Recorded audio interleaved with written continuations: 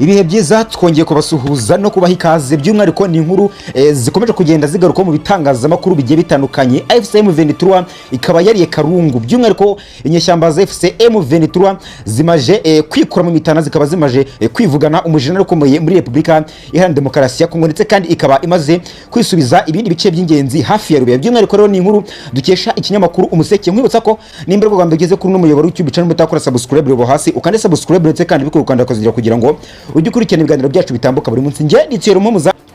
Ihuriro ry'abarwanyi ba AFC M23 barwanya ubutegetsi bwa Repubulika Demokarasi ya Kongo biravugwa yuko bishubije ibindi bice bigiye bitandukanye byo muri teritwari ya Masisi nyuma y'imirwano ikomeye cyane yabahanganishije n'ingabo za Leta Repubulika Demokarasi ya Kongo ndetse n'abacancuro bagiye batandukanye. By'umwihariko rero amakuru dukesha ikinyamakuru Umuseke cyamenye nuko inyeshyamba za AFC M23 zigaruriye ibice bigiye bitandukanye, harimo agace ka Luke, harimo agace ka Kasenyi ndetse na Katobotobo nyuma y'imirwano